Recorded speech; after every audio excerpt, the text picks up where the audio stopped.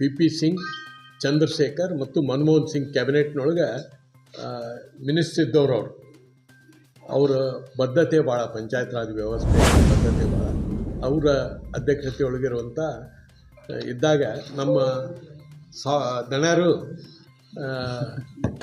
National panchayat ಪರಿಷತ್ತಿನ general ಸೆಕ್ರೆಟರಿಯಾಗಿ ಆಯ್ಕೆ ಆಗಿದ್ದಾರೆ ಈ ಸಾರಿ.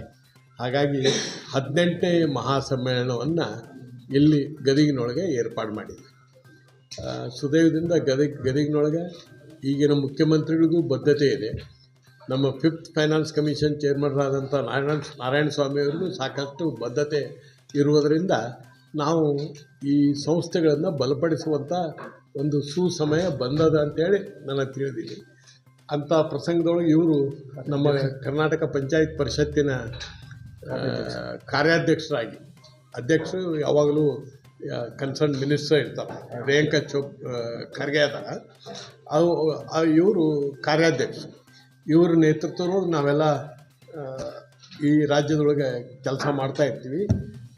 ಆ ಹಿನ್ನೆಲೆಯೊಳಗೆ ದಯವಿಟ್ಟು ತಾವು ನಾಳೆ ಮತ್ತು ನಾಡಿದ್ದು ನಡೆಯಲಿರುವ ಈ ಪಂಚಾಯತ್ ಪರಿಷತ್ತಿನ ಬಗ್ಗೆ ವಿಶೇಷ ಮಹತ್ವ ಕೊಟ್ಟು ತಾವು ಭಾಗವಹಿಸಿ, ಈ ಜನಸಾಮಾನ್ಯರು ಪ್ಲ್ಯಾನಿಂಗು ಮತ್ತು ಆಡಳಿತದಲ್ಲಿ ಪಾಲ್ಗೊಳ್ಳುವಂಥ ಕಾನೂನಾತ್ಮಕ ವ್ಯವಸ್ಥೆ ಏನಿದೆ, ಸಂವಿಧಾನದ ಸಂದೇಶ ಏನಿದೆ, ಆ ಪ್ರಕಾರ ಒಂದು ವ್ಯವಸ್ಥೆ ರೂಪಿಸಲಿಕ್ಕೆ ತಾವೆಲ್ಲರೂ ನಮಗೆ ಸಹಕಾರ ಮಾಡಬೇಕು, ಮಾರ್ಗದರ್ಶನ ಮಾಡಬೇಕು.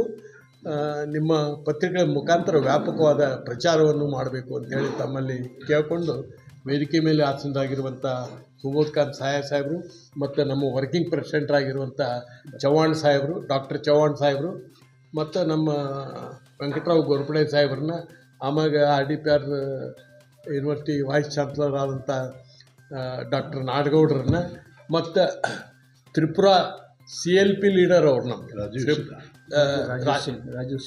ರಾಜೀವ್ ಸಿನ್ಹಾ ಅವರನ್ನು ಮತ್ತು ನಮ್ಮ ಹಿಂದಿನ ಜಿಲ್ಲಾ ಪರಿಷತ್ ಅಧ್ಯಕ್ಷರಾದಂಥ ವಾಸು ಕೂರ್ಡಿಗೆ ಅವ್ರನ್ನ ಮತ್ತೊಮ್ಮೆ ಈ ವೇದಿಕೆಗೆ ಸ್ವಾಗತ ಮಾಡಿ ಅವರು ಪತ್ರಿಕಾ ಪರಿಷತ್ತನ್ನು ನಡೆಸಿಕೊಡ್ಬೇಕು ಅಂತೇಳಿ ಅವರಲ್ಲಿ ವಿನಂತಿ ಮಾಡ್ಕೊತೀವಿ. 1962 ಗ್ಲಾಸ್ ಹೌಸ್ನಲ್ಲಿ ಪಂಡಿತ್ ಜವಾಹರ್ಲಾಲ್ ನೆಹರು ಅವರು ಬಂದು ಉದ್ಘಾಟನೆ ಮಾಡಿದ್ದರು, ಅವರು ಮತ್ತು ವಿಜಯಲಕ್ಷ್ಮಿ ಪಂಡಿತ್ ಅವರು. ಆ ದೃಷ್ಟಿಯಿಂದ ಇದು ನಮಗೆ ಭಾಳ ಒಂದು ಹೆಮ್ಮೆಯ ವಿಷಯ. ಇಂಥ ಒಂದು ನ್ಯಾಷನಲ್ ಕಾನ್ಫರೆನ್ಸನ್ನು ನಾವು ಇಂದು ಏರ್ಪಾಡು ಮಾಡ್ತಾಯಿದ್ದೀವಿ.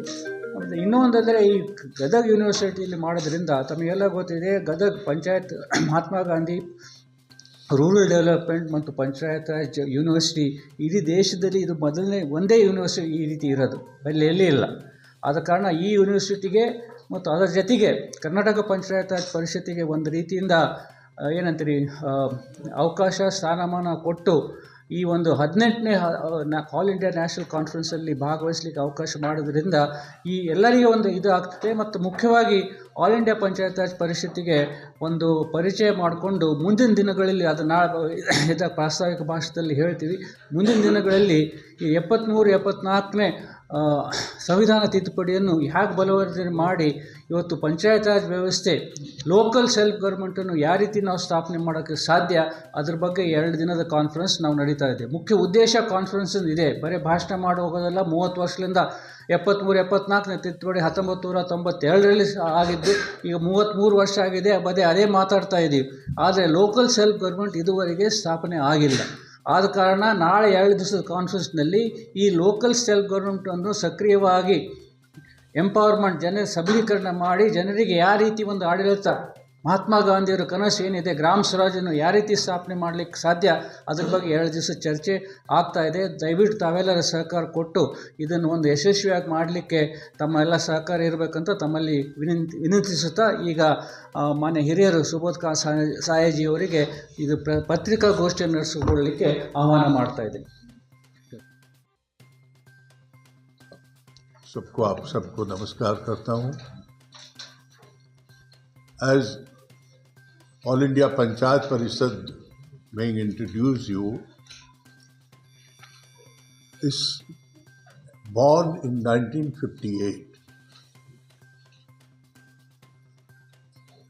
in Bihar. That time the Chief Minister of Bihar, Vinodanand Jha, was there, and I can say earlier the community, this Gramin Vikas or rural development was a program in the time of Pandit Jawaharlal Nehru. So he created a team or a group headed by Balwant Das Mehta.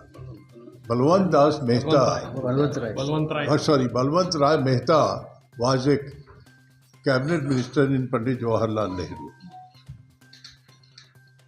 cabinet. So committee is being formed, and they have a review of community development program or how it can be a Gandhiji wish to have a Chaukhamba Raj. That is the four-pillar state. And Balwant Rai Mehta was the first